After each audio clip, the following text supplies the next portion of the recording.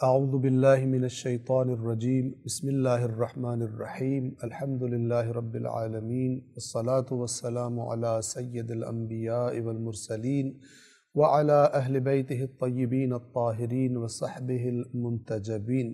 قرآن مجید کے 30ویں اور آخری جز میں گزشتہ درس میں ہم نے سورۃ الہمزہ تک تمام کر لیا تھا۔ آج کے درس کا آغاز ہم سورۃ الفیل سے کریں گے۔ پہلے اس سورہ مبارکہ کی تلاوت اور اس کے بعد ترجمہ اور مختصر وضاحت۔ اعوذ باللہ من الشیطان الرجیم بسم اللہ الرحمن الرحیم۔ ألم تر كيف فعل ربك بأصحاب الفيل ألم يجعل كيدهم في تضليل وأرسل عليهم طيرا أبابيل ترميهم بحجارة من سجيل فجعلهم كعصف مأكول۔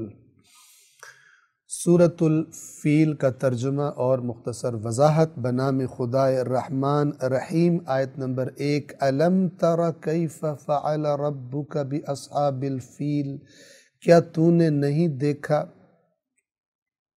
کہ کیسا کام کیا آپ کے رب نے ہاتھی والوں کے ساتھ۔ الم تر یاد رکھیے دو معانی میں استعمال ہوتا ہے۔ یہ بعض اوقات اس طرح اس شکل میں آتا ہے الم ترى، اور بعض اوقات اس شکل میں آتا ہے ارأیت، جیسے کہ ابھی سورہ معون میں آگے آئے گا ارأیت الذی یکذب بالدین۔ دونوں کا معنی جو ہے وہ تھوڑے بہت فرق کے ساتھ بنیادی طور پر دو معانی میں یہ لفظ استعمال ہوتے ہیں۔ ایک دفعہ ہے اس سے مراد ہے رؤیت۔ رؤیت کا معنی کیا ہوتا ہے کہ آنکھ سے کسی چیز کو دیکھنا، لیکن بعض اوقات یہ رؤیت کا معنی عقل کی آنکھ سے، بصیرت کی آنکھ سے کسی چیز کو دیکھنے میں بھی استعمال ہوتا ہے۔ مثال کے طور پر محبت کے جذبے کو کہاں دیکھا جا سکتا ہے؟ آنکھ سے دیکھا جا سکتا ہے۔ جس کے اندر محبت ہے اس کی حرکات، ہم اس کی حرکات کو دیکھ سکتے ہیں، لیکن خود محبت کہاں سے دیکھی جاتی ہے؟ وہ اندر کی آنکھ سے نظر آتی ہے، اس کا باہر کوئی وجود نہیں ہے کہ کسی چیز پر ہم ہاتھ رکھ کے کہیں یہ محبت ہے یا یہ نفرت ہے، اندر ہوتی ہے۔ تو بعض چیزیں کہ جو اندر کی آنکھ سے ہی ان کو انسان دیکھ سکتا ہے۔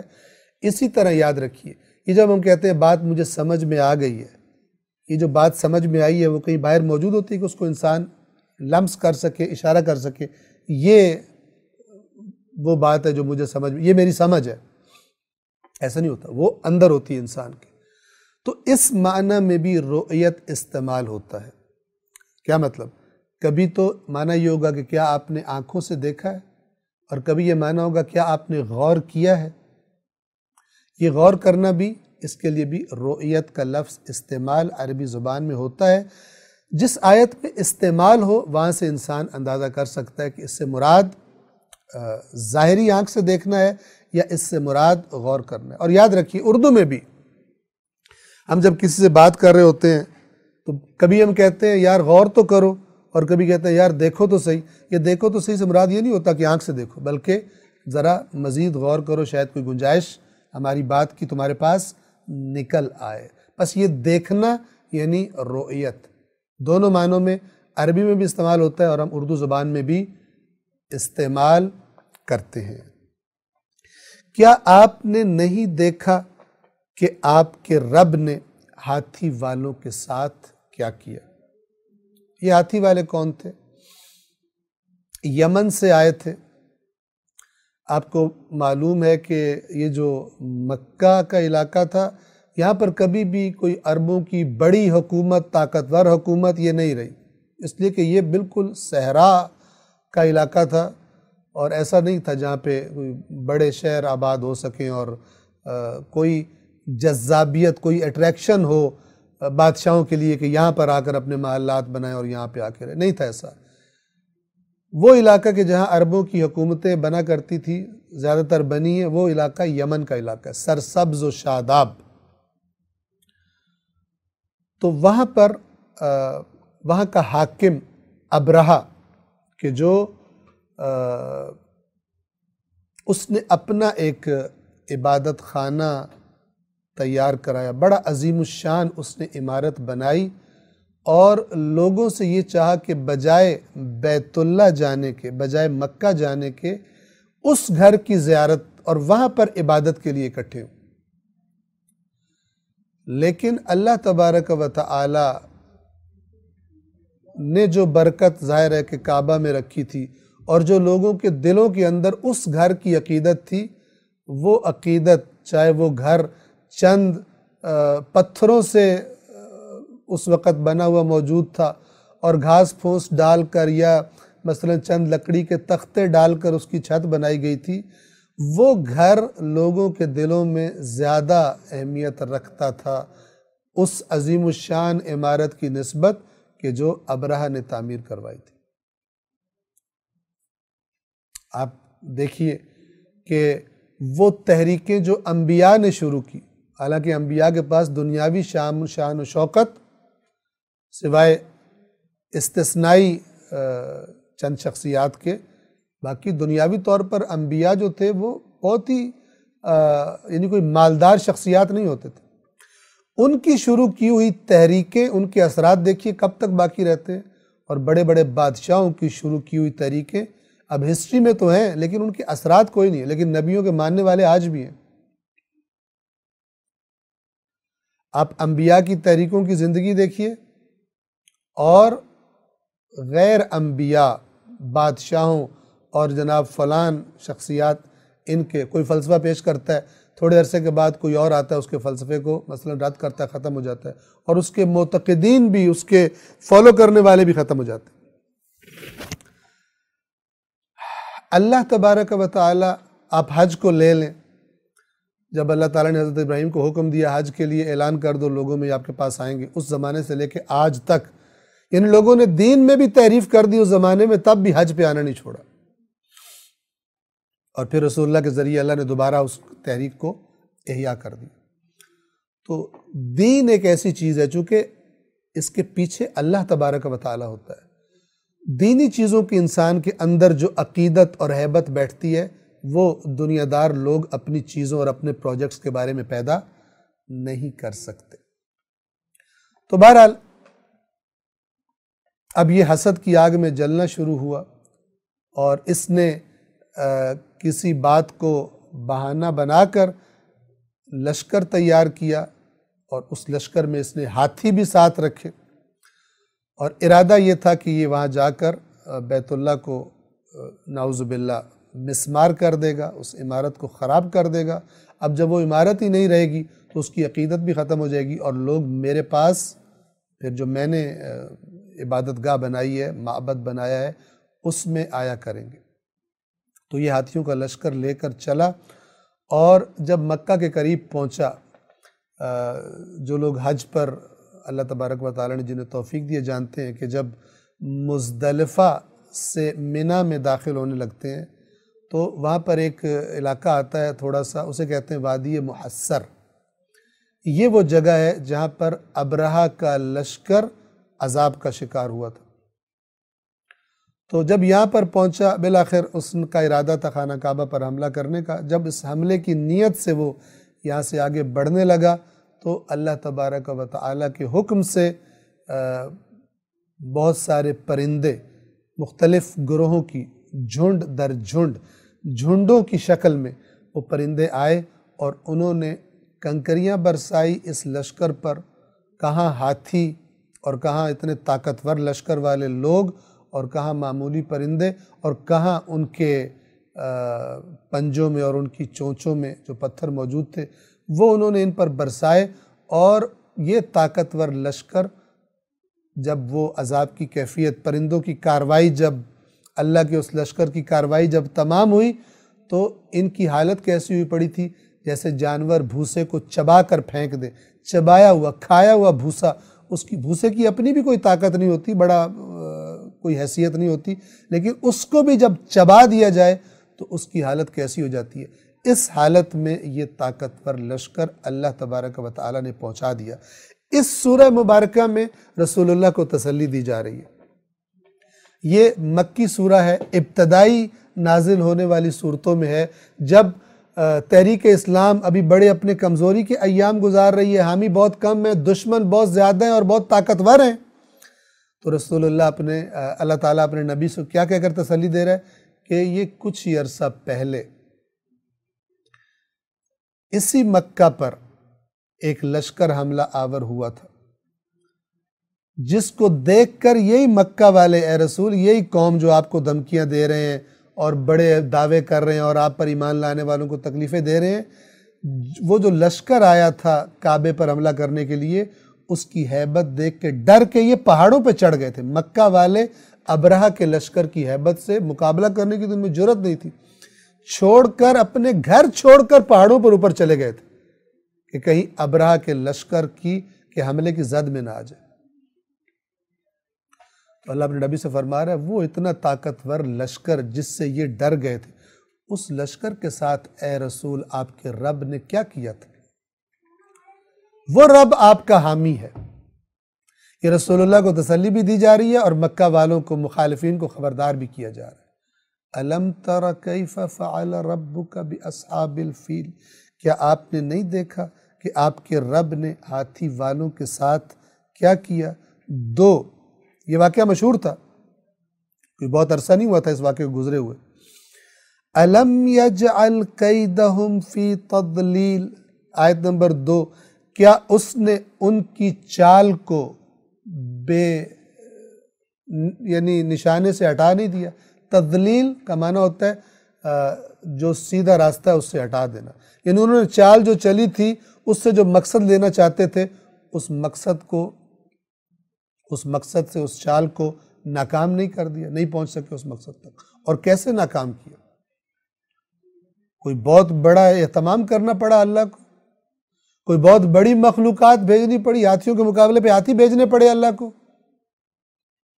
نہیں۔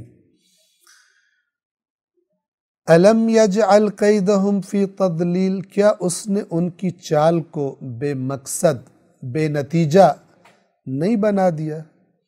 3، کیسے بنایا؟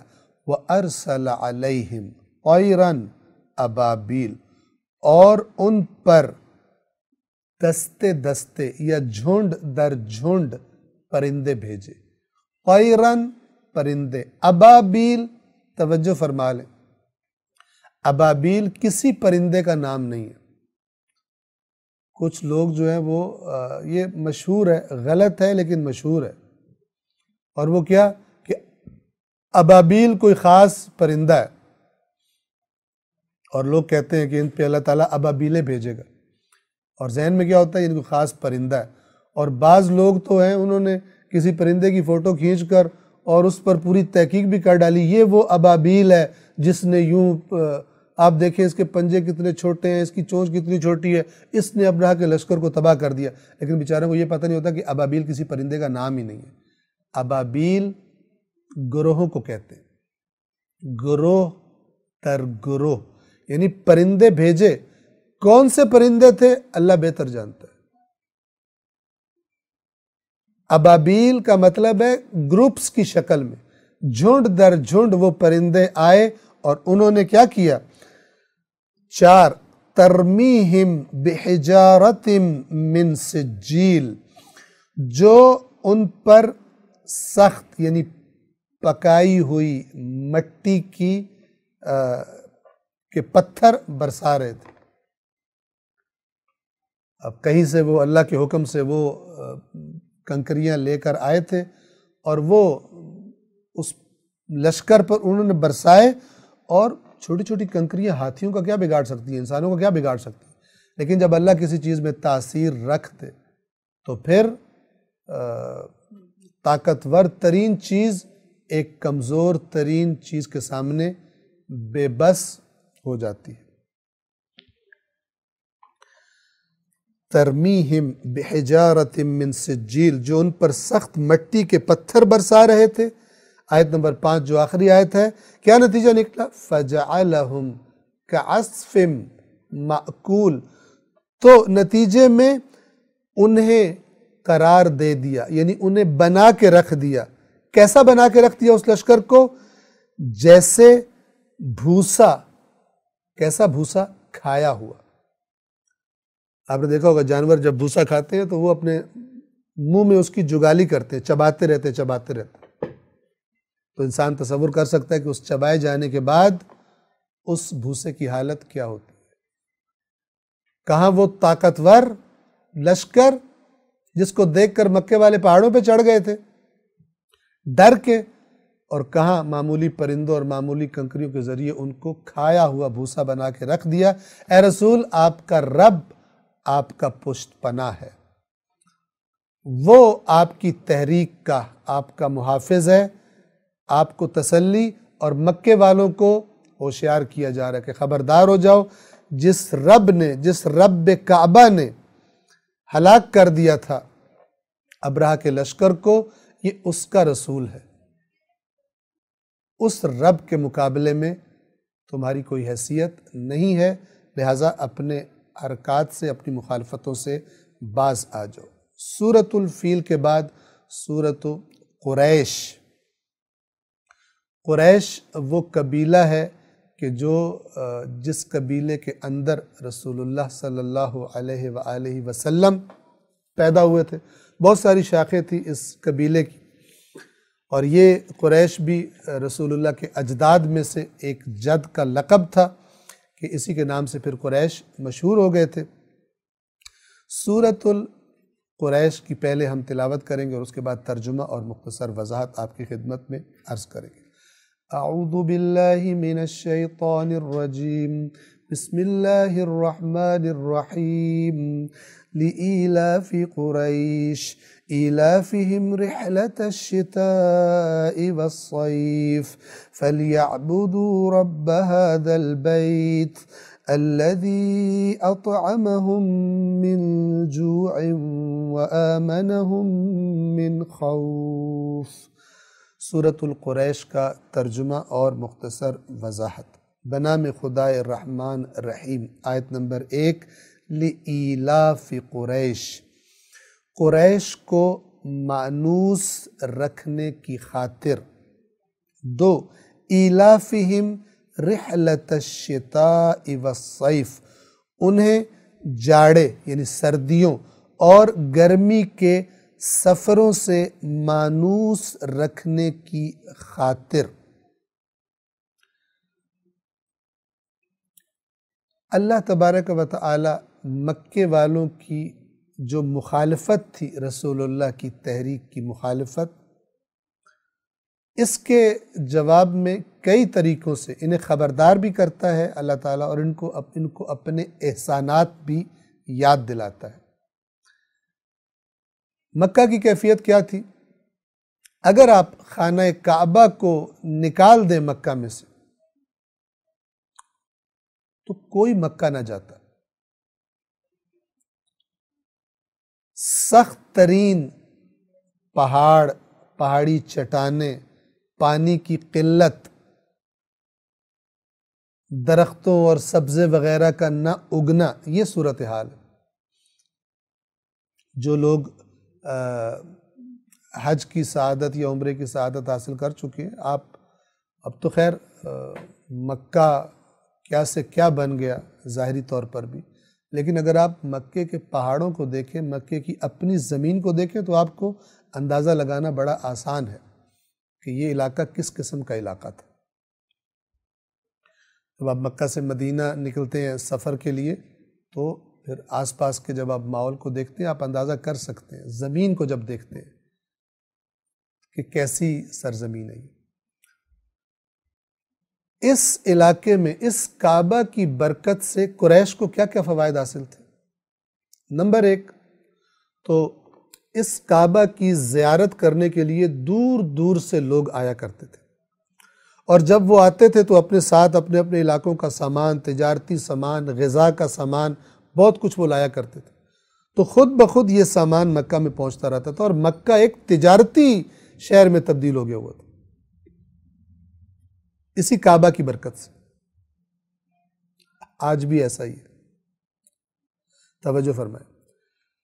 اس کے بعد اس کعبہ کے احترام کی وجہ سے قریش کا احترام تھا لوگوں میں، کیونکہ قریش متولی سمجھے جاتے تھے خانہ کعبہ کے، مسجد الحرام کے، تو ایک خاص قسم کا احترام مختلف علاقے کے لوگ ان کا کیا کرتے تھے۔ اور قریش جب اپنے تجارتی قافلے، یہ 2 سفر کیا کرتے تھے، ایک سفر ان کا سردیوں میں ہوتا تھا اور ایک سفر ان کا گرمیوں میں ہوتا تھا، اور یہ دونوں تجارتی سفر ہوتے تھے۔ ان دونوں سفروں میں ایسے علاقوں سے گزرتے تھے جہاں پر چور ڈاکو وغیرہ لوگ ہوا کرتے تھے، لیکن کعبے کے احترام اور کعبے کی ہیبت کی وجہ سے، اور یہ چونکہ کعبے سے منسوب تھے، متولی تھے، ان کے احترام میں لوگ انہیں کچھ بھی نہیں کہتے تھے، حتیٰ کہ ان کے قافلے چوروں اور ڈاکوؤں سے بھی محفوظ رہا کرتے تھے۔ پھر اگر کسی علاقے سے گزر رہے ہیں اور وہاں کے لوگ اپنے علاقے سے گزرنے کا کوئی مثلا ٹیکس وغیرہ یا کچھ لیتے، ان سے نہیں لیا کرتے تھے۔ تو اللہ ان سے کہہ رہا ہے، یہ جو تم جیسی زندگی گزار رہے ہو، جن اپنے علاقے کی، اپنی سرزمین کو دیکھو، اور جو کچھ تمہیں مل رہا ہے، اور یہ جو تجارتی سفر تم کرتے ہو اور بڑے آرام سے کر لیتے ہو، تمہیں کوئی وحشت نہیں ہوتی، اب تم اس سے مانوس ہو گئے ہو، ایک سفر سردیوں میں، ایک سفر گرمیوں میں کرتے ہو، یہ کس کی وجہ سے ہے؟ تمہارے اندر کوئی بہت بڑی صلاحیات ہیں کہ یہ قومیں تمہارا احترام کرتی ہیں؟ تم نے کوئی ان پر احسان کیے ہوئے کہ قومیں تمہارا احترام کرتی ہیں؟ اور جو دوسرے قافلوں کو امن و امان کی کیفیت حاصل نہیں ہے، وہ تمہیں حاصل ہوئی ہوئی ہے۔ یہ سب کچھ اس اللہ کے گھر کی وجہ سے ہے جو مکہ میں ہے۔ اب اسی اللہ کا ایک نبی اسی اللہ کی طرف تمہیں دعوت دینے کے لیے آیا ہے، اور تم ان تمام احسانوں سے صرف نظر کر کے اس نبی کے مخالف بنے کھڑے ہو، اس کی مخالفت کر رہے ہو، اس کے ساتھ دشمنی پہ اتر آئے ہو، جو اس پر ایمان لائے ہیں ان کو اذیتیں دیتے ہو، سزائیں دیتے ہو۔ یہ احسانات اس مختصر سی سورہ میں اللہ تبارک و تعالی نے یاد کرائے ہیں، اور کہا ہے کہ ان احسانوں کا تو پھر حق یہ بنتا تھا کہ اسی گھر کے رب کے تم لوگ عبادت کرو۔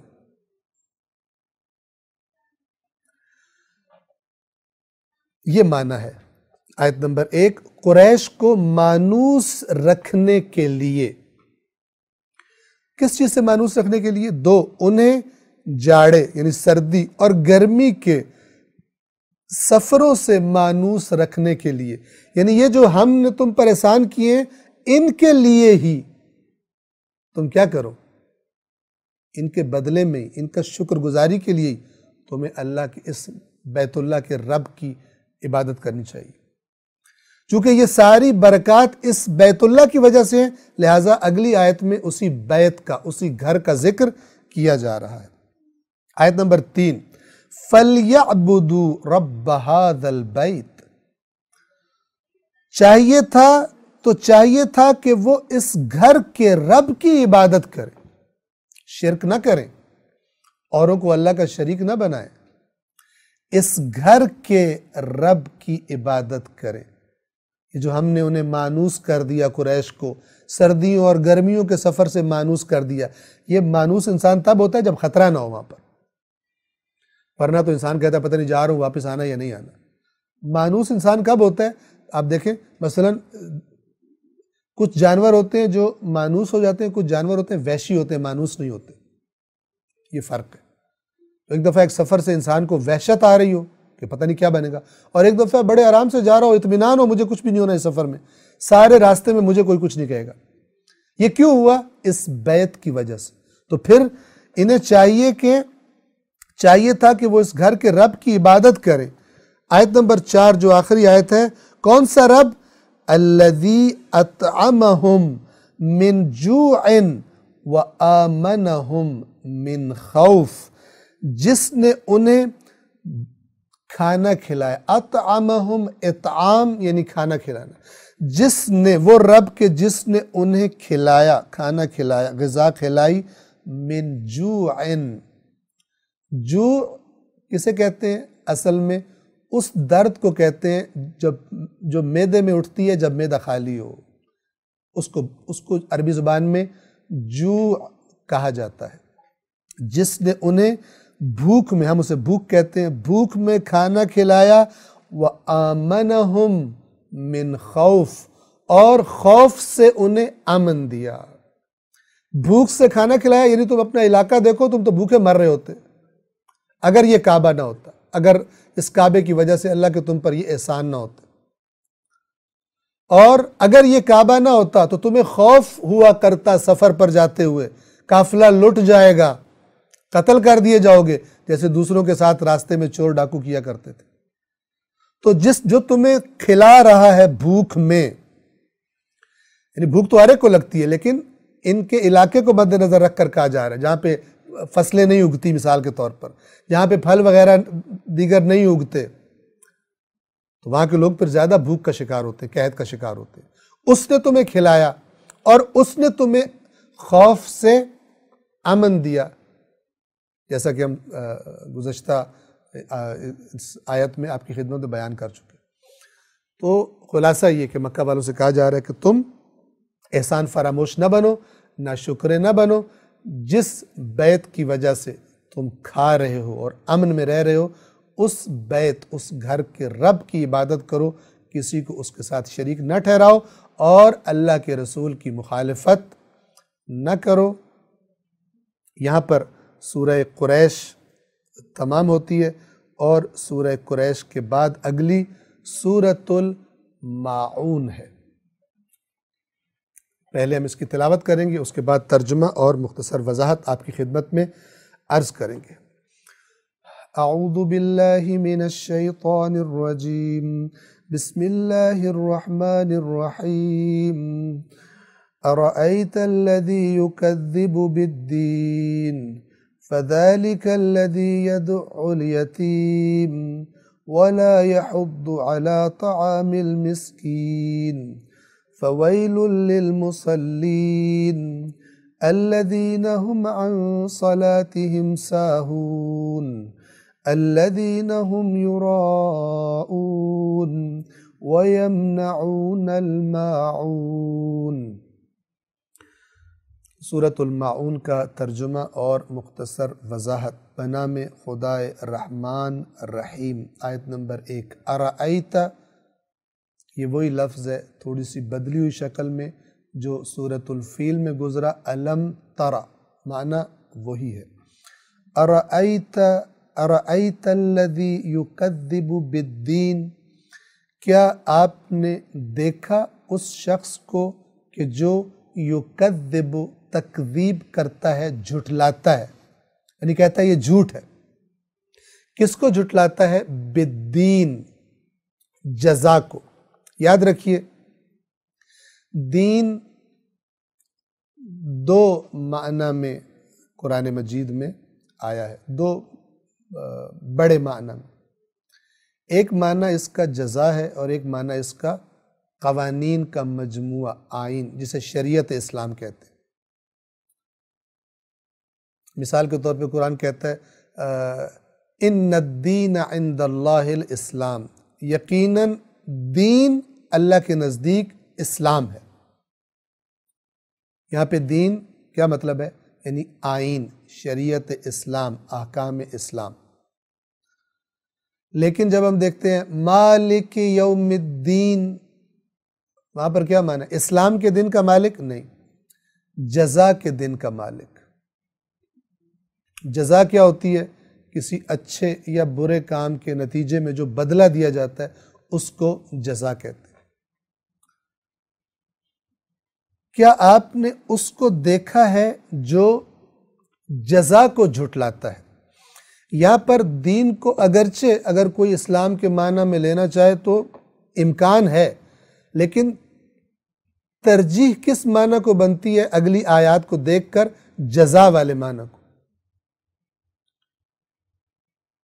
کیونکہ آگے نمازیوں کا ذکر بھی ہے، ان نمازیوں کے لیے ہلاکت ہے۔ تو نمازی دین کو جھٹلاتے تھوڑی ہیں، وہ تو کہتے ہیں ہم دین کو، اسلام کو مانتے ہیں، بلکہ اللہ تعالیٰ فرما رہا ہے کہ دین کو بعض ماننے والے بھی جو کہہ چکے ہم نے مان لیے، جزا کو نہیں مانتے، چاہے لاکھ کہتے رہے ہم جزا کو مانتے ہیں، کیونکہ آگے جو آیات آ رہی ہیں ان کو اگر ہم مد نظر رکھیں تو ترجیحاً ہم کون سا معنی لیں گے؟ جزا کا معنی لیں گے، اگرچہ دین کا معنی یعنی اسلام والا معنی بھی لیا جا سکتا ہے۔ اگر ہم اسلام والا معنی لیں تو کیا ترجمہ کریں گے؟ کیا آپ نے اس شخص کو دیکھا ہے جو دین اسلام کو جھٹلاتا ہے؟ اور اگر جزا والا معنی کریں گے تو ہم کیا کہیں؟ مالک یوم الدین والا، تو کیا کہیں گے؟ کیا آپ نے اس شخص کو دیکھا ہے جو جزا کو جھٹلاتا ہے؟ مالک یوم الدین، جزا کے دن کا مالک۔ اور یہاں پہ یہ بھی ہم آپ کی خدمت میں عرض کر دیں کہ عربی زبان میں جزا دونوں اچھے اور برے دونوں معنی کے لیے استعمال ہوتا ہے، یعنی ہم جو سزا کہتے ہیں عربی زبان میں اس کے لیے بھی سزا عربی کا لفظ نہیں ہے، جزا اچھی بھی ہو سکتی ہے بری بھی ہو سکتی ہے، دونوں شامل ہیں اس میں، جبکہ جب ہم اردو میں کہتے ہیں تو جزا کو اچھے بدلے کے لیے استعمال کرتے ہیں اور اس کے مد مقابل سزا کے لفظ کو استعمال کرتے ہیں۔ اردو میں ایسا ہے، عربی میں جزا میں دونوں، جزا کے معنی میں دونوں شامل ہیں۔ کیا آپ نے اس شخص کو دیکھا ہے جو جزا کو جھٹلاتا ہے؟ کیا مطلب؟ یعنی وہ نہیں مانتا کہ جو وہ کام کر رہا ہے اس پر کوئی انعام ملنا ہے، یا یہ کہ جو وہ غلط کام کر رہا ہے اس پر کوئی اس کی پکڑ ہونی ہے، سزا ملنی ہے، اس کو نہیں مانتا، قیامت کو نہیں مانتا، اس کا کوئی حساب کتاب ہونا ہے، اس کو نہیں مانتا۔ اب یہاں پر جب ایک مسلمان اس آیت کو پڑھتا ہے تو کہتا ہے کہ اس آیت سے غیر مسلم لوگ مراد ہیں، میں تو الحمدللہ مسلمان ہوں، میں تو قیامت کو بھی مانتا ہوں، چاہے تم دین کا معنی اسلام کرو میں اسے مانتا ہوں، چاہے تم دین کا معنی قیامت کرو، جزا کرو، میں اسے مانتا ہوں، میں تو الحمدللہ، یہ آیت مجھ سے کچھ نہیں کہہ رہی، یہ غلط ہے۔ آیات قرآن میں تدبر کی جو دعوت دی گئی ہے وہ انسان کے آگے اور دریچے بصیرت کے کھول دیتی ہے۔ یہ قرآن مجید کی ہدایت کا نور اس کے دیکھنے کی طاقت کو، یعنی اس کی باطنی طاقت کو، بصیرت کو، اس کی رینج کو بہت زیادہ بڑھا دیتا ہے، بہت دور تک دیکھ لیتا ہے۔ اب آپ غور فرمائیے، کیا آپ نے اس شخص کو دیکھا کہ جو جزا کو جھٹلاتا ہے؟ اب مثال کے طور پہ کوئی بندہ کہ میں تو نہیں جھٹلاتا، میں تو مسلمان ہوں، میں تو سارے اصول دین کو مانتا ہوں، میں تو قیامت پر بھی ایمان رکھتا ہوں، قرآن اسے قبول نہیں کرتا زبان سے کہنے کو۔ یہ آیت آپ کو خود بتائے گی۔ کون نہیں مانتا قیامت کو؟ آیت نمبر 2، فَذَلِكَ الَّذِي يَدُعُّ الْيَتِيمَ، تو وہی ہے، یہ وہی شخص ہے جو یتیم کو یدعو دھکے دیتا ہے۔ یہ دھکے دینے سے مراد بدسلوکی ہے، بد اخلاقی ہے۔ دھکے دینا ایک اظہار ہے اس بد اخلاقی کا۔ دوسری علامت کیا ہے قیامت کو، جزا کو جھٹلانے والے کی؟ آیت نمبر 3، وَلَا يَحُدُّ عَلَىٰ طَعَامِ الْمِسْكِينِ، اور ترغیب نہیں دیتا مسکین کو کھلانے کی۔ طعام المسکین، مسکین کو کھانا کھلانے کی ترغیب نہیں دیتا۔ یہ دو علامتیں جس میں ہیں، قرآن فرما رہا ہے کہ یہ بندہ جزا کو نہیں مانتا، چاہے کہے میں مانتا ہوں، چاہے اپنے سر پہ اپنے ماتھے پر لکھوا لے میں قیامت کو مانتا ہوں، چاہے اپنے گھر کے باہر لکھوا لے کہ یہاں رہنے والا قیامت کو مانتا ہے، نہیں مانتا۔ جب تک یہ علامات اس کے اندر پائی جاتی ہوں نہیں مانتا۔ یہ کیسے ہے؟ یہ بالکل اس کی مثال اسی طرح ہے۔ اللہ تبارک و تعالی انسان کو سمجھا رہا ہے بالکل اسی طرح جس طرح ایک مخلص ڈاکٹر، ایک طبیب ایک ایسے بندے کو سمجھاتا ہے جس کو بڑی خطرناک بیماری ہے لیکن اس بندے کو پتہ ہی نہیں کہ میں بیمار ہوں۔ اور آپ کو پتہ ہے نا، جو چھوٹی موٹی بیماریاں ہوتی ہیں وہ جلدی پکڑی جاتی ہیں، ان کے آثار جلدی نظر آتے ہیں۔ خطرناک بیماریاں جو ہوتی ہیں وہ بہت دیر کے بعد ان کا پتہ چلتا ہے کہ یہ بیماری ہے بھی یا نہیں۔ کئی لوگوں کو عرصہ دراز کے بعد پتہ چلتا ہے انہیں کینسر ہے، اور پتہ تب چلتا ہے جب اس کا علاج نہیں ہو سکتا۔ مثال کے طور پر روحانی بیماریاں بھی ایسی ہوتی ہیں۔ تو وہ جو طبیب ہے وہ اللہ ہے، وہ بتا رہے کہ تو مت کہہ کہ تو صحت مند ہے، تو مت کہہ کہ تو مانتا ہے قیامت کو، میں تجھے بتا رہا ہوں تو نہیں مانتا، تو بیمار ہے، تیرے اندر یہ بیماری موجود ہے، جزا کو جھٹلانے کی۔ اب آپ کسی ڈاکٹر کے پاس گئے، آپ اپنے آپ کو بالکل صحت مند سمجھ رہے تھے، اس نے آپ کو دیکھا، آپ کے ٹیسٹ کیے اور آپ سے کہا کہ آپ ایک بہت ہی مہلک بیماری میں مبتلا ہیں جو آپ کو ہلاک کر دے گی۔ آپ کو ایک جھٹکا لگا، آپ نے کہا ڈاکٹر صاحب میں تو بالکل ٹھیک ہوں، میں تو روز صبح ایکسرسائز کرتا ہوں، میں تو ہر چیز کھاتا ہوں، فلان، مجھے سر میں درد تک نہیں ہوتا۔ آپ کہہ رہے ہیں ہلاکت والی بیماری ہے۔ اگر آپ کو ڈاکٹر کی بات پر اعتماد ہے، کون بے وقوف ہوگا جس کو ڈاکٹر کی بات پر اعتماد نہ ہو، جبکہ ڈاکٹر اس کا مخلص بھی ہو؟ بہت بڑا بے وقوف ہوتا ہے۔ اللہ کی بات پر اعتماد نہ کرنے والے بھی بہت بڑے بے وقوف ہیں۔ رسول اللہ کی بات پر بھی اعتماد نہ کرنے والے، وہ اعتماد جو واقعاً اعتماد ہو، صرف زبان کی حد تک محدود نہ ہو، وہ بہت بڑے بے وقوف ہیں۔ اسی لیے قرآن مجید فرماتا ہے اکثرہم لا یعقلون، اکثر ان میں سے عقل استعمال ہی نہیں کرتے۔ کیوں نہیں کرتے؟ ان کی عقل لگی ہوئی ان کی خواہشیں پوری کرنے میں، ان کی دنیاوی آرزویں پوری کرنے میں۔ تو وہ ڈاکٹر آپ سے کہتا ہے کہ مہلک بیماری ہے آپ کو، آپ کہتے ہیں آپ کیسے کہہ رہے ہیں؟ وہ کہتا ہے یہ ٹیسٹ ہے، یہ آپ کے بلڈ کے اندر یہ مسئلہ ہے، یہ مسئلہ ہے، یہ بتا رہا ہے کہ آپ موت کے قریب آ چکے ہیں۔ ظاہری طور پہ آپ اپنے آپ کو بڑا صحت مند سمجھ رہے ہیں۔ کائنات کا سب سے بڑا طبیب جو خالق بھی ہے، اس سے بہتر کون جانتا ہے بیماریوں کو؟ وہ بتا رہا ہے مت کہہ زبان سے کہ تو جزا کو مانتا ہے، پہلے دیکھ یہ تیرے 2 ٹیسٹ کلیئر ہیں یا یہ ٹیسٹ کلیئر نہیں ہے۔ پہلا ٹیسٹ کیا ہے؟ یتیم سے بدسلوکی۔ کیسے تیرے اندر جرأت آئی ہے یتیم سے بدسلوکی کی؟ کہ ایسی عمر میں کہ جب کہ وہ خود طاقتور نہیں ہے، اپنے قدموں پہ کھڑا نہیں ہے، تو نے اس کو بے سہارا سمجھا اور اس کے مال پہ چڑھ دوڑا، اور اس کو تو ڈرا دھمکا کے رکھتا ہے تاکہ وہ اپنا مال تجھ سے طلب نہ کر سکے، ڈرا رہے تجھ سے۔ اب اس میں وہ بھی شامل ہیں کہ جو کسی یتیم کی سرپرستی ہو ان کے پاس، مثلا ایک بھائی مر گیا، اس کے چھوٹے چھوٹے بچے ہیں، دوسرے بھائی کے پاس سرپرستی آ گئی۔ اب وہ بھائی یا اللہ کا نمائندہ بن کے سرپرستی کرے گا یا ابلیس کا نمائندہ بن کے سرپرستی کرے گا۔ اب میں آپ کو مثال دیتا ہوں، کوئی بندہ اپنے یتیم بھتیجوں یا بھانجوں کا مال کھاتا رہے اور اوپر سے ساتھ ساتھ تسبیحیں بھی پڑھتا رہے اور عمرے بھی کرتا رہے اور حج بھی کرتا رہے اور زیارتیں بھی کرتا رہے، یہ اس کے منہ پہ دے ماری جائیں گی۔ اس سے کہا جائے گا تو ان ہستیوں کے در پہ جاتا تھا، تجھے حیا نہیں آتی تھی کہ اتنی بے شرمی کرنے کے بعد اسی بے شرمی کے ساتھ تو آتا تھا اور اسی بے شرمی کے ساتھ تو واپس بھی چلا جاتا تھا، تیرے پہ اثر نہیں ہوتا تھا۔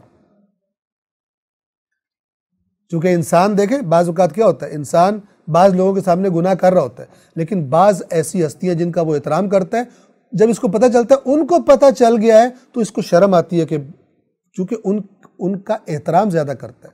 لیکن ایسا شخص اتنا بے شرم ہے کہ یہ حرام خوری بھی کر رہا ہے، یتیم کا مال بھی کھا رہا ہے مثلا، یا دیگر گناہ، رشوت بھی کھا رہا ہے، اور وہ جو جن ہستیوں سے سب سے زیادہ حیا کرنی چاہیے ان کی زیارت کر کے آتا ہے، پھر بھی اس بے حیا پہ کوئی فرق نہیں پڑتا اور سمجھتا ہے میری بخشش ہو گئی ہے۔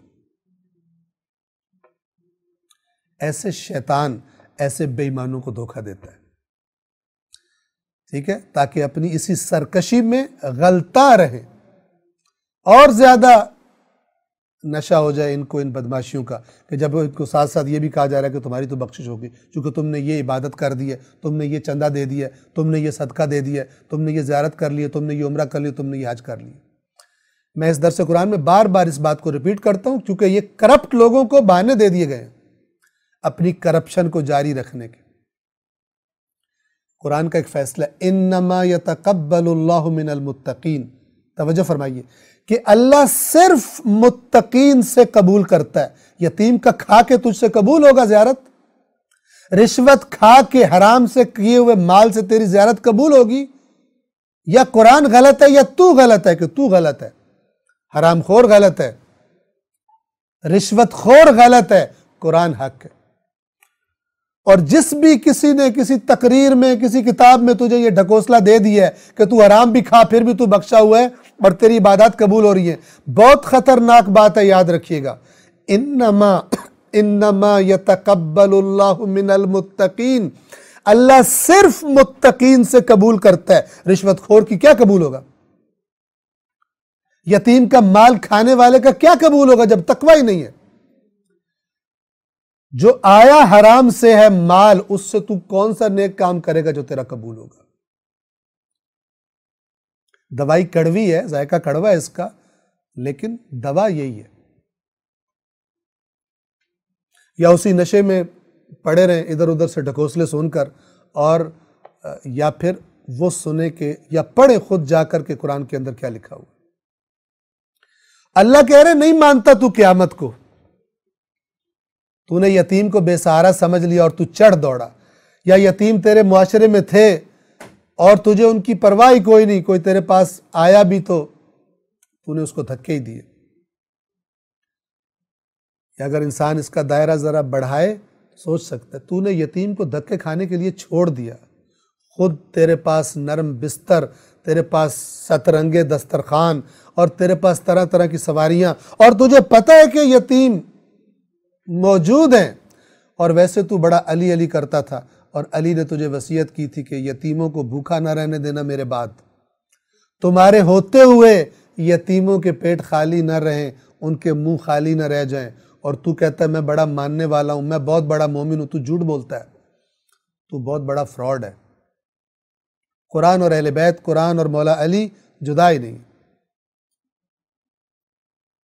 تو پہلی علامت یتیموں کے بارے میں غلط رویہ اگر ہے، یہ لاکھ کہ میرے اصول دین اتنے ہیں تو میں یہ مانتا ہوں تو میں قیامت کو مانتا ہوں، جھوٹ بولتا ہے، قرآن نہیں مانتا اس کو۔ قرآن کہہ رہا ہے اگر تو نے دیکھنا ہے اس کو جو قیامت کو جھٹلاتا ہے تو اس کو دیکھ جو یتیم کے ساتھ برا سلوک کرتا ہے، یتیم کو دھکے دیتا ہے۔ دوسری علامت، وَلَا يَحُضُّ عَلَىٰ طَعَامِ الْمِسْكِينِ، يَحُضُّ اصل میں عربی زبان میں کہتے ہیں کسی جانور کو ہانکنا پیچھے سے کہ چلے، اور اسی سے ترغیب دینے کا معنی ہے۔ جب انسان کسی کو ترغیب دیتا ہے کہ آپ یہ کام کریں، یہ بہت اچھا کام ہے، بہت اجر ملے گا، آپ کو یہ کام کرنا چاہیے، یہ گویا اس کو ترغیب دی جا رہی ہے، تو یہ لفظ قرآن نے استعمال کیا، وَلَا يَحُضُّ، اور یہ ترغیب نہیں دیتا عَلَىٰ طَعَامِ الْمِسْكِينِ، مسکین کو کھلانے کے لیے۔ اب یاد رکھیے، مسکین کسے کہتے ہیں؟ جس کی آمدن اس کی ضروریات کو پورا نہیں کرتی، ضروریات زندگی کو۔ قرآن میں اس میں طعام مسکین کا تذکرہ ہے، کھانا کھلانا، لیکن انسان سمجھ سکتا ہے کہ یہ ایک بڑی ضرورت ہے کہ جس کے بغیر یعنی بھوکا انسان زندہ نہیں رہ سکتا، اس کا ذکر کیا جا رہا ہے۔ اوورآل جو تعلیمات قرآن اور تعلیمات اسلام ہیں قرآن و حدیث کی روشنی میں، وہ مساکین کا خیال رکھنا، ان کی ضروریات زندگی کو پورا کرنا، لباس نہیں ہے لباس پہنانا، تعلیم نہیں ہے تعلیم دینا۔ اچھی طرح توجہ فرمائیے، اچھی طرح توجہ فرمائیے۔ ایک دفعہ ہے کہ ایک شخص کے پاس ہے مال اور وہ اس مال سے مسکین کو، ضرورت مند کی مدد کرتا ہے، ایک دفعہ ہے کہ میں کہوں کہ مثلا میرے پاس تو مال ہے ہی نہیں، یا اللہ میں کیسے ہیلپ کروں، تو مجھے بھی اللہ تعالیٰ بغیر ذمہ داری کے نہیں چھوڑتا مسکین کے معاملے میں، اگر میری حالت ایسی ہو کہ میرے پاس کوئی مال نہیں ہے، کوئی بھی ہو، اس کو بھی خداوند عالم آزاد نہیں چھوڑتا۔ تیرے پاس مال نہیں ہے لہذا تیری مسکینوں کے بارے میں کوئی ذمہ داری نہیں ہے۔ اگر تیرے پاس مال نہیں ہے تو یہ آیت کیا کہہ رہی ہے؟ تیرے پاس مال نہیں ہے لیکن تیرے پاس زبان تو ہے، تیرے کچھ دوست تو ہیں، تیرے کچھ جاننے والے تو ہیں، ان کو ترغیب دلا سکتا ہے تو نیکی کے کام کی طرف دوسروں کو خبر تو پہنچا سکتا ہے کہ فلان مسکین ہے، فلان یتیم ہے، فلان جگہ پر یہ مثلا الہی کام ہے، اس کے لیے تم شامل ہو جاؤ۔ بہت سارے لوگ کہ جن کے پاس دنیا کا مال نہیں تھا اس لیے بڑے بڑے اجر میں شریک ہو جائیں گے، چونکہ خود تو نہیں تھا لیکن دوسروں کو بتایا، متوجہ کیا کرتے تھے، ترغیب دیا کرتے تھے، البتہ اپنی عزت نفس کو ملحوظ رکھتے ہوئے، ایسے انداز میں نہیں کہ انسان کی اپنی عزت نفس مجروح ہو جائے اور لوگ بدگمانی کریں کہ یہ شاید خود کچھ اس نے کھانا ہوتا ہے اس لیے ہر وقت یہ کہتا رہتا ہے، اچھے انداز میں، باعزت انداز میں، حکمت کے ساتھ، دانائی کے ساتھ۔ یہ دو علامتیں، پس ہم بات کو مختصر کریں، یہ دو علامتیں جس میں پائی جاتی ہیں یتیم اور مسکین کے بارے میں غلط رویہ۔ قرآن کہہ رہا ہے، اللہ جو طبیب ہے انسانوں کا سب سے بڑا، بتا رہا ہے کہ تو بیمار ہے اور بڑی مہلک بیماری میں مبتلا ہے، تو قیامت کو نہیں مانتا۔ اگر تجھے یہ پتا ہوتا کہ تو نے اپنے ان رویوں کا حساب دینا ہے اور جس کو حساب دینا ہے اس کو یہ رویے سخت ناپسند ہیں، تو بڑا الرٹ ہوتا، تو بڑا ہوشیار ہوتا، ان کاموں میں تو بڑا ایکٹیو ہوتا۔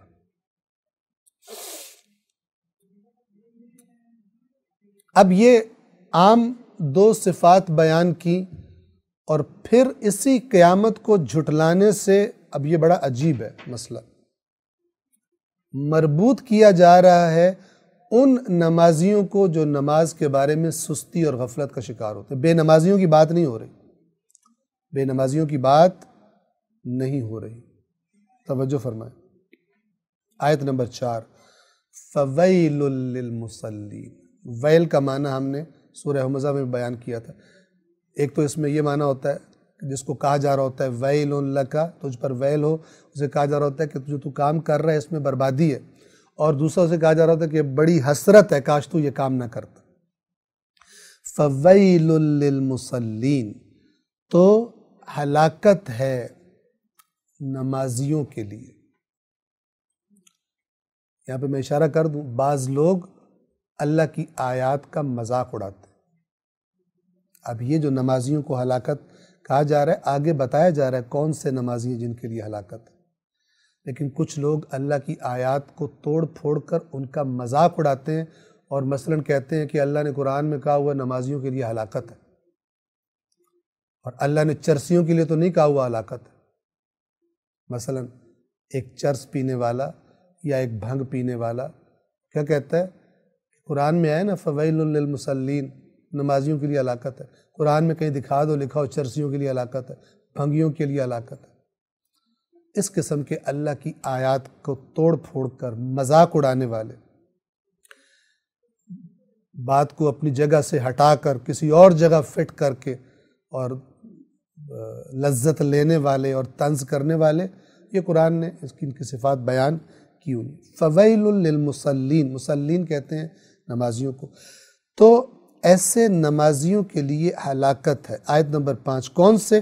الَّذِينَ هُمْ عَنْ صَلَاتِهِمْ سَاهُونَ، وہ کہ جو اپنی نماز کے بارے میں غافل رہتے ہیں۔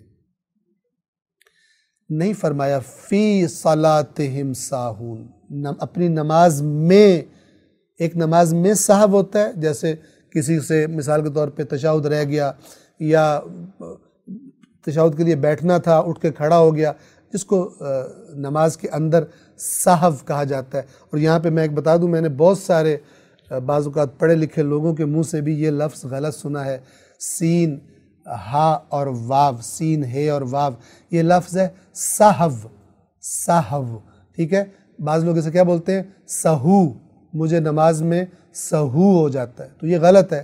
اسی طرح بعض لوگ لغو کو بولتے ہیں لغو، لغو گفتگو کر رہا تھا، وہ لغو نہیں ہوتا، لغو ہوتا ہے، اور سہو نہیں ہوتا، سہو ہوتا ہے۔ تو بہت سارے لوگ بعض اوقات اچھے بھلے دنیاوی طور پہ پڑھے لکھے ہوتے ہیں، لیکن اس معاملے میں یعنی یہ اس غلطی کا شکار ہو جاتے ہیں، تو انشاءاللہ درستگی فرما لیں گے۔ فی صلاتہم، نماز کے اندر سہو ہونا، جیسا میں نے عرض کیا، اٹھ کے کھڑا ہونا تھا، بیٹھ گیا تشہد کے لیے، یا بیٹھنا تھا اس سے سہو ہو گیا، یہ نادانستہ ہوتا ہے، عمدی اور جان بوجھ کر نہیں ہوتا۔ یہ ہے عن صلاتہم ساہون، یہ سہو کا لفظ جب عن کے ساتھ ہوتا ہے تو یہ معنی دیتا ہے سستی اور غفلت کا، یعنی انسان کو پتہ ہے لیکن سستی کر رہا ہے، ڈھیلے پن کا مظاہرہ کر رہا ہے، غفلت کر رہا ہے، دیر سے نماز پڑھ رہا ہے، اتنی دیر کی، مثال کے طور پہ صبح اٹھا جی، الارم بجا، اس نے پھر چپ کرایا، پھر تھوڑی دیر بجا، پھر چپ کرایا، یہاں تک کہ نماز ہی قضا ہو گئی، مثال کے طور پر۔ سستی اور غفلت کی وجہ سے، وہ ارادہ نہیں تھا لیکن گویا کہ ارادہ تھا، سستی کی وجہ سے بار بار نمازیں رہ جاتی ہیں، دوسرے کاموں کو اہم سمجھتا ہے، نمازوں کو پس پش ڈالی رکھتا ہے، لیٹ کرتا ہے، تو اس سے بھی جب سہو کا لفظ، یہ ساہون چونکہ سہو سے بنا ہے، ساہون یعنی سہو کا شکار لوگ، سہو کرنے والے، یہ جب عن کے ساتھ آتا ہے تو غفلت اور سستی مراد ہوتی ہے۔ بس آپ دیکھیے کہ قرآن مجید فرما رہا ہے کہ ان کے لیے ہلاکت ہے۔ اب اس ہلاکت سے کیا مراد ہے؟ اگر اور کچھ مراد نہ ہو تو کم از کم یہ مراد ہے کہ وہ دیکھیں گے اگر یہ نمازیں جو ہم نے ڈھیلی ڈھالی پڑھی تھی، اگر ہم نے ان پر توجہ دی ہوتی، ان نمازوں کو صحیح تھوڑی محنت کی ہوتی، اہمیت دی ہوتی، تو یہ نمازیں کہاں پہنچا سکتی تھی۔ جیسے ہم نے سورہ قاریہ میں عرض کیا کہ نماز ایک عمل صالح ہے، اس کا وزن ہلکا بھی ہو سکتا ہے، اس کا وزن بھارا بھی ہو سکتا ہے۔ شرط یہ ہے کہ کس طرح نماز پڑھی ہے آپ نے، کس توجہ کے ساتھ، سر وقت پڑھی ہے یا لیٹ پڑھی ہے، معانی کی طرف توجہ رکھی ہے یا اللہ سے کیا کہہ رہے ہیں آپ، پتہ آپ نے رکھا ہے یا پتہ نہیں رکھا، تو بہت ساری چیزیں اس میں شامل ہیں۔ ہر طرح کی غفلت کو آپ لے آئیں، وہ اس ساہون میں شامل ہے۔ انسان قیامت کے دن پچھتائے گا کہ کاش میں نے یہ ٹوٹی پھوٹی نمازیں نہ پڑھی ہوتی۔ اسی لیے اصول کافی کے اندر بھی موجود ہے، دیگر کتب میں بھی، کتب روایات میں امام جعفر صادق علیہ السلام سے منقول ہے، وقت شہادت فرمایا جو لوگ موجود ہیں جمع کرو، جب جمع ہو گئے تو مفہوم بیان کر رہا ہوں میں، تو اس کے بعد فرمایا کہ ہمارے شیعوں کو یہ پیغام دے دینا کہ ہماری شفاعت نماز کو ہلکا سمجھنے والوں کو نصیب نہیں ہوگی۔ یہ بھی تو باتیں بتانی چاہیے، نعرے لگوانے والوں کو، مزے کی باتیں کرنے والوں کو یہ بھی بتانا چاہیے، ورنہ خیانت ہے، ورنہ فراڈ ہے، اور دنیا کے ہر فراڈ سے بڑا فراڈ ہے یہ، چونکہ ہم عرض کیا کرتے ہیں کہ دنیا میں اگر فراڈ ہو گیا، آپ کی ساری جمع پونجی لٹ گئی، کتنا عرصہ آپ کو دنیا میں رہنا ہے، گزر جائے گا، لیکن جس نے آپ کی آخرت لوٹ لی، غلط بات بتا کے، آدھا سچ بتا کر، قیامت کے دن آپ کو کتنا غصہ آئے گا اس پر۔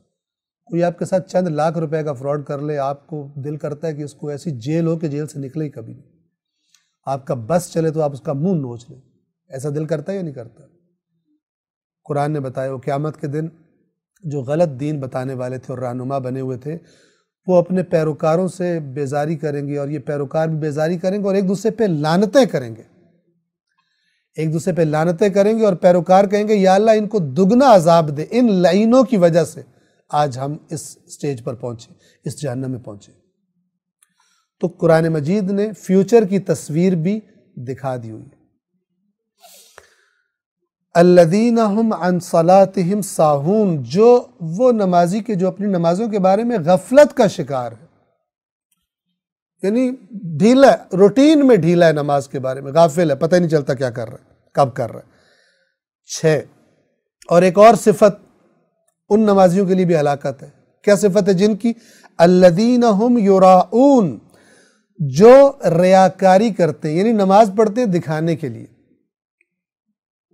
اور یہ میں ایک مثال دے رہا ہوں، انشاءاللہ ہم سب اپنی اصلاح کی کوشش کریں کہ مثلا فرض کرے کہ جب میں اپنے گھر میں تنہائی میں مثلا فجر کی نماز کے لیے کھڑا ہوتا ہوں تو کیسی نماز پڑھتا ہوں، اور جب میں مسجد میں یا کسی اور جگہ پر جہاں اور لوگ بھی مجھے دیکھ رہے ہیں وہاں جب نماز پڑھتا ہوں تو آیا میری گھر کی نماز اور مسجد کی نماز میں فرق ہوتا ہے؟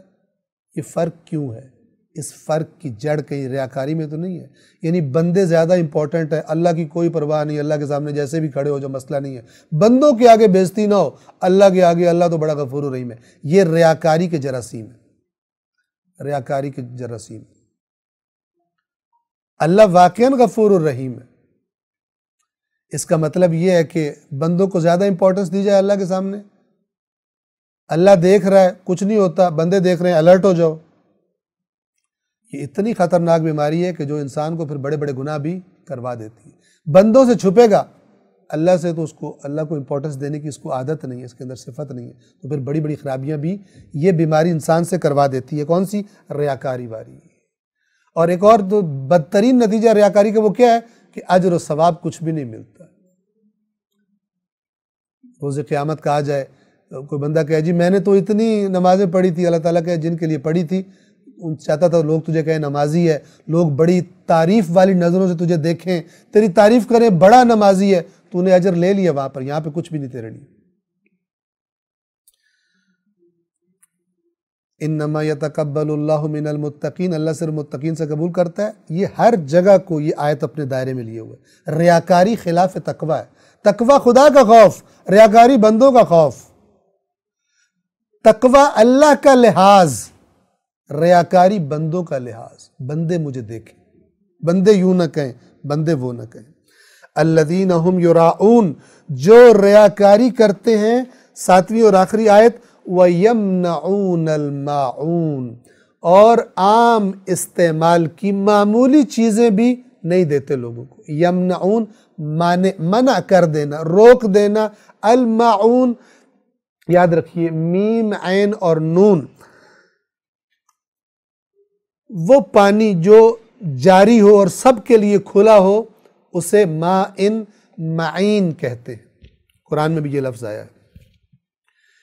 اسی سے معون ہے، یعنی وہ چیزیں کہ جو کسی کو منع نہیں کرنا چاہیے ان کے استعمال سے، معمولی ہوتی ہیں۔ مثال کے طور پر ایسے بعض لوگ خسیس بن جاتے ہیں، ایسے مال کے عاشق بن جاتے ہیں کہ معمولی ترین چیز بھی کسی کو دیتے ہوئے جان نکلتی ہوگی۔ مثال کے طور پہ جیب میں پین ہے تو کسی نے کہا یہ آپ پین دیں گے مجھے تھوڑا سا لکھنا ہے، اس کی جان نکلتی، میں کیوں دوں پین اس کو؟ معمولی سی چیز بھی دینے سے، یہ عام استعمال کی روٹین کی چیزیں آپ کا دل نہیں بھی کر رہا، یہ روٹین کے استعمال کی چیز ہے، لوگوں کی روٹین کی ضروریات میں ہے، اگر آپ کے پاس ہے، قرآن آپ سے کہتا ہے کہ آپ لوگوں کی ہیلپ کریں اس سے۔ ورنہ اس کا ایک لنک ہے کہ آپ قیامت پر صحیح یقین نہیں رکھتے، ایمان نہیں رکھتے۔ کیوں؟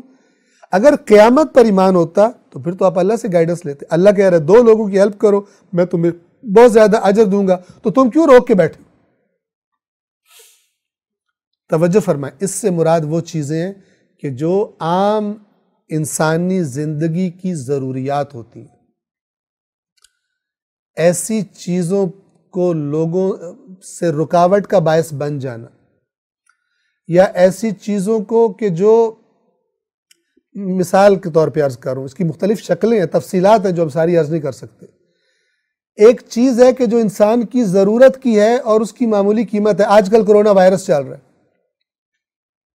مثلا ماسک ضرورت ہے انسانیت کی، ماسک ضرورت ہے لوگوں کی، ماسک پہننا ہے۔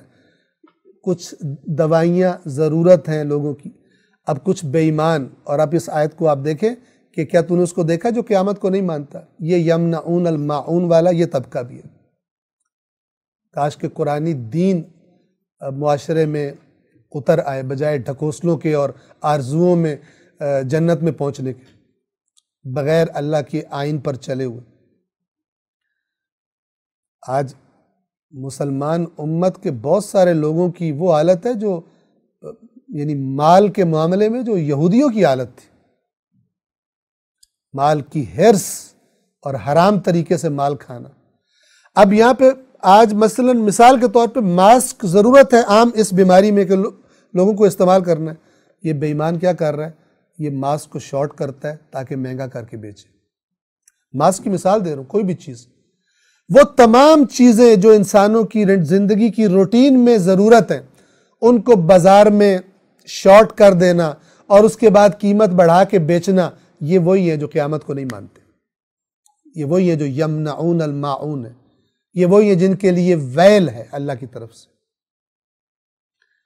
چاہے جتنے مرضی اس حرام کے ماسک بیچ کر اور حرام سے مہنگی دوائیاں بیچ کر اور ہسپتالوں میں ایکسٹرا آرڈنری بل لے کر ڈکار مار کے اس کے بعد حج کر کے آ جاؤ، اللہ تعالیٰ یہ حج تمہارے منہ پہ مارے گا. تمہارے اندر اسلام کا ہونا ہی مشکوک ہے. اگر قرآن مجید کے جو اندر سے ڈیل کرتا ہے انسان کے، ظاہر میں کوئی کفر کا فتویٰ نہیں لگے گا کیونکہ تم کلمہ پڑھتے ہو، لیکن قیامت کے دن تم نے کس صف میں کھڑے ہونا ہے وہ تمہیں قرآن بتائے گا، وہ تمہیں خدا بتائے گا. قرآن بتائے گا یعنی خدا بتائے گا. وہ بتائے گا تم اندر سے کیا ہو. چاہے تم نے رشوت کا مال کھا کے محل تعمیر کر کے اوپر ھذا من فضل ربی لکھ لیا ہو اور اوپر پاک پاک نام بھی لکھ لیے ہوں اور اوپر پتہ نہیں تم نے قرآن کی چند آیتیں بھی لکھ رہی ہوں، اللہ تمہیں بتائے گا تم بے ایمان ہو، کافر ہو یا تم مسلمان ہو. اللہ ظاہر کے مطابق فتویٰ نہیں دیتا، اللہ اندر کے مطابق فتویٰ دیتا ہے.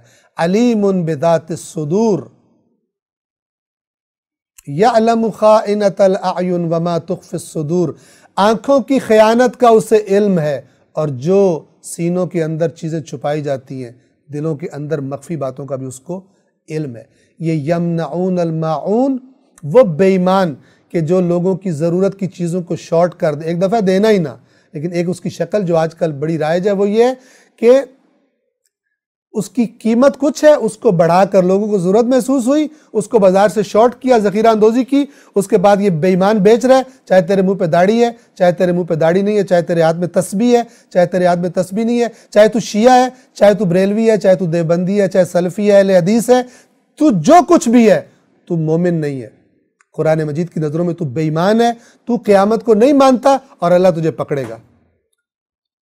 وَيَمْنَعُونَ الْمَاعُونَ. اور اس قسم کی بے ایمانیوں سے کمائے ہوئے مال سے تو نے اگر عمرہ کیا اور تو نے حج کی سمجھا اللہ نے سب بخش دیے. انما يتقبل اللہ من المتقین، اللہ صرف متقین سے قبول کرتا ہے. حرام کے مال سے کیا ہوا حج اور عمرہ، لوگ مر رہے تھے، تو نے مہنگی کر کے چیز بیچی، اب تو کہہ رہا عمرہ کر کے بیلنس ہو جائے گا. بے ایمانوں سے اللہ قبول نہیں کرتا. تو دنیا میں بھی لوگوں کو بھی بے ایمانی کرتا ہے، اللہ کو بھی تو بے ایمانی لگانا چاہتا ہے. یخادعون اللہ والذین آمنوا وما یخدعون الا انفسهم وما یشعرون. یہ دھوکہ دینے کی کوشش کر رہے ہیں اللہ کو اور ایمان والوں کو، لیکن سوائے اپنے آپ کے کسی کو دھوکہ نہیں دے رہے، لیکن بے شعور ہیں. بے شعور ہوتا ہے دنیا پرست، بے شعور ہوتا ہے خدا کی بات نہ ماننے والا چیٹر، بے شعور ہوتا ہے. وما یشعرون، انہیں شعور نہیں ہے کہ یہ اللہ کو دھوکہ نہیں دے سکتے، اپنے آپ کو دھوکہ دے رہے ہیں، اپنے لیے جہنم کو تیار کر رہے ہیں. سورۃ الماعون یہاں پر تمام ہوتی ہے. انشاءاللہ آئندہ درس میں اگلی سورہ کو ہم بیان کریں گے. والسلام علیکم ورحمۃ اللہ وبرکاتہ.